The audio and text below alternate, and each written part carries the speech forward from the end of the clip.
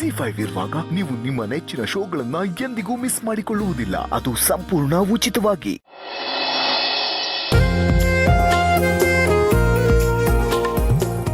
ನಾವಿವಾಗ ಆಕ್ಚುಲಿ ಎಲ್ಲಿ ಹೋಗ್ತಾ ಇದೀವಿ ಅಂತ ಕೇಳೋದು ಬಿಟ್ಟು ಏನ್ ಬೇಕಾದ್ರೂ ಕೇಳು ಹೇಳಿ.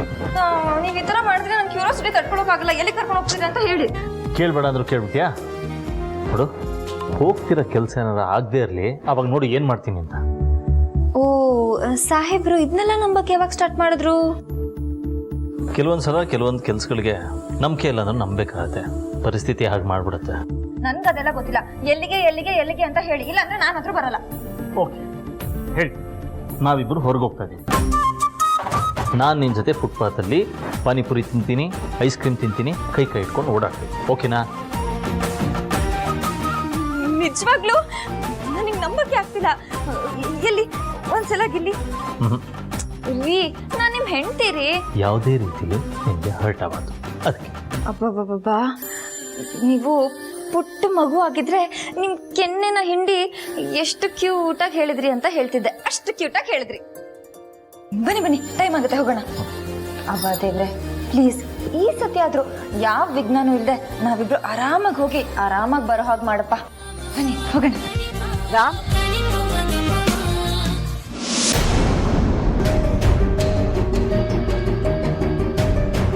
ಇಬ್ರು ಎಲ್ಲಿಗೆ ಹೋಗ್ತಿದ್ದೀರಾ? ನೋಡಿದ್ರಾ, ಅಜ್ಜಿನೂ ನಂತರನೇ ಎಲ್ಲಿಗೆ ಹೋಗ್ತಿದ್ದೀರಾ ಅಂತ ಕೇಳಿದ್ರು. ಯಥಾ ಅತ್ತೆ ತಥಾ ಸೊಸೆ. ಮಾ, ಲೀಲಾಗೆ ಚಾಟ್ಸ್ ತಿನ್ನೋ ಆಸೆ, ಅದಕ್ಕೆ ಹೊರಗೆ ಹೋಗ್ತಾರೆ. ಏನು ಬೇಕಾಗಿಲ್ಲ. ಬೇಕಾದ್ರೆ ಆ ಚಾಟ್ ಅಂಗಡಿನವನ್ನೇ ಮನೆ ಕರ್ಸು. ಅಜ್ಜಿ ಏನ್ ಹೇಳ್ತಿದ್ದೀರಾ? ಏನ್ ಹೇಳ್ತಿದ್ದೀರಾ ಅಂದ್ರೆ ಕನ್ನಡ ಬರಲ್ವಾ? ಇವತ್ತು ನೀವಿಬ್ರು ಹೊರಗಡೆ ಎಲ್ಲೂ ಹೋಗ್ಬಾರ್ದು, ಮನೇಲೇ ಇರ್ಬೇಕು.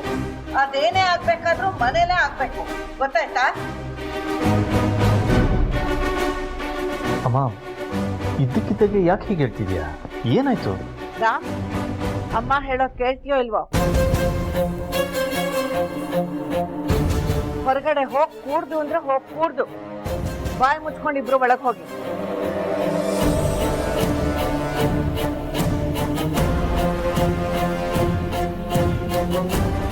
ಇಲ್ಲ, ಅಮ್ಮಂಗೆ ಇಷ್ಟ ಇಲ್ದಿರೋ ಕೆಲಸ ನಾನು ಯಾವತ್ತೂ ಮಾಡಲ್ಲ. I am sorry.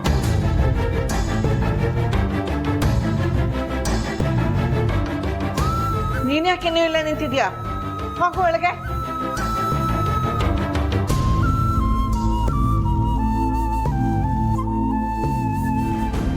ಮಗ ಸೊಸೆ ಒಂದಾಗ್ಬೇಕು ಅಂತ ಕಂಡು ದೇವ್ರಿಗೆಲ್ಲ ಕೈ ಮುಗ್ದೆ. ಇಲ್ದಿರೋ ಹರಕೆನೆಲ್ಲ ಹೊತ್ಕೊಂಡೆ. ಆದ್ರೆ ಈಗ ಮಗ ಸೊಸೆ ಒಂದಾಗೋ ಕಾಲದಲ್ಲಿ ನಾನೇ ಕೈಯಾರ ನನ್ ಮಗ ಸೊಸೆ ಖುಷಿನ ಕಿತ್ಕೋತಿದ್ದೀನಲ್ಲ. ನಾನ್ ಪಾಪಿ, ನಾ ಒಳ್ಳೆಯವಳಲ್ಲ, ಪಾಪಿ. ರಾಮ್, ಲೀಲಾ, ಈ ಹಾಳು ಬದುಕಿನ ಕ್ಷಮಿಸ್ಬಿಡಿಪ್ಪ.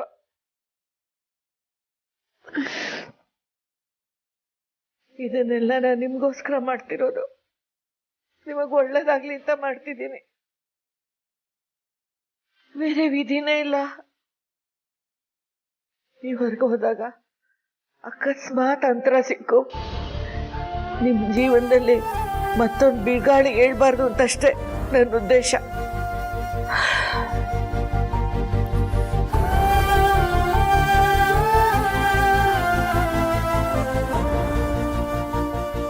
ಮುಂದೆ ಏನಾಗಬಹುದು ಅನ್ನೋ ಒಂದ್ ಸಣ್ಣ ಸುಳುವು ಸಿಕ್ಕರೆ ನಾನು ಯಾವ ಹೆಜ್ಜೆ ಇಡಬೇಕು ಅನ್ನೋದು ನಿರ್ಧಾರ ಆಗಬಹುದು. ಆದಷ್ಟು ಬೇಗ ಪುರೋಹಿತರನ್ನು ಕರೆಸಿ ಜಾತಕ ತೋರಿಸ್ಬೇಕು.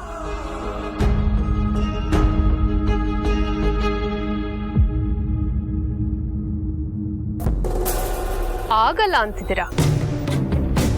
ಯಾರ ಮುಂದೆ ನಿಂತು ಏನ್ ಮಾತಾಡ್ತಿದ್ದೀರಾ ಅಂತ ಗೊತ್ತಿದ್ಯಾ? ಗೊತ್ತಿದೆ ಅಮ್ಮ. ಈ ವೃತ್ತಿಯಿಂದ ನಾನು ಅನ್ನ ತಿಂತಾ ಇದ್ದೀನಿ, ಅದಕ್ಕೆ ಸುಳ್ಳು ಹೇಳಿದ್ರೆ ತಪ್ಪಾಗಲ್ವಾ? ನನಗೆ ನಾನೇ ಮೋಸ ಮಾಡ್ಕೊಂಡಾಗತ್ತೆ.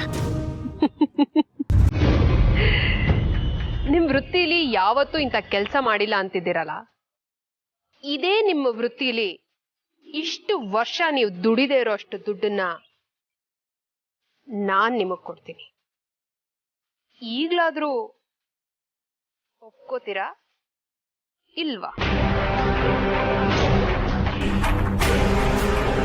ಮನೇಲಿ 30 ದಾಟಿರೋ ಮಗಳು ಮದುವೆ ಆಗದೆ ಹಾಗೆ ಇದ್ದಾಳೆ. ಬಂದ ಗಂಡುಗಳೆಲ್ಲ ಮಗಳನ್ನ ಬೇಡ ಅಂತಿಲ್ಲ, ಬಡತನನ ಬೇಡ ಅಂತ ಇದ್ದಾರೆ. ರ್ಯಾಂಕ್ ಬಂದಿರೋ ಮಗ ಕೆಲಸ ಇಲ್ಲದೆ ಹಾಗೆ ಕೂತಿದ್ದಾನೆ. ಪಾಪ ಲಂಚ ಕೊಡಕ್ಕೆ ನಿಮ್ಮ ಕೈಲೆಲ್ಲಿಂದಾಗುತ್ತೆ?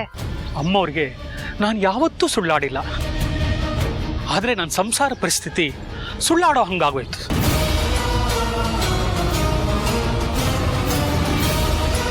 ನೋಡಿ, ನಿಮ್ಮ ಕಷ್ಟ ನನಗೆ ಅರ್ಥ ಆಗುತ್ತೆ. ಅದಕ್ಕೆ ಅಲ್ವಾ ನಾನು ನಿಮ್ಮ ಸಹಾಯಕ್ಕೆ ನಿಂತಿರೋದು. ಇದು ಖಂಡಿತ ತಪ್ಪಲ್ಲ.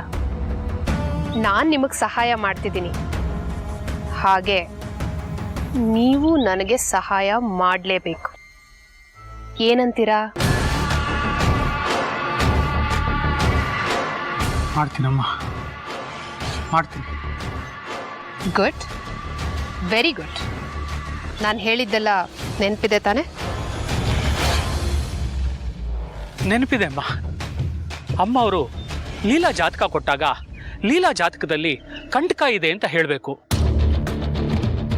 ಆಮೇಲೆ ಈ ಮನೆಗೆ ಸರಿಯಾದ ಸೊಸೆಯಲ್ಲ ಅಂತ ಹೇಳಬೇಕು.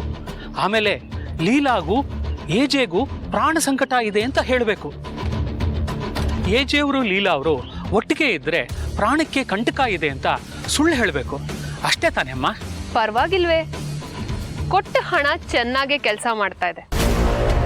ನನ್ನ ಮುಂದೆ ಏನು ಹೇಳಿದ್ರೋ ಅಜ್ಜಿ ಮುಂದೆನೂ ಸತ್ಯ ತಲೆ ಮೇಲೆ ಹೊಡೆದಾಗ ಹೇಳಬೇಕು.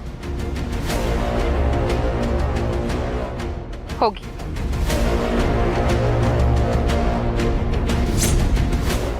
ZEE5 ಆಪ್ ಡೌನ್ಲೋಡ್ ಮಾಡಿ ಎಲ್ಲಾ ಸಂಚಿಕೆಗಳನ್ನು ಸಂಪೂರ್ಣ ಉಚಿತವಾಗಿ ನೋಡಿ.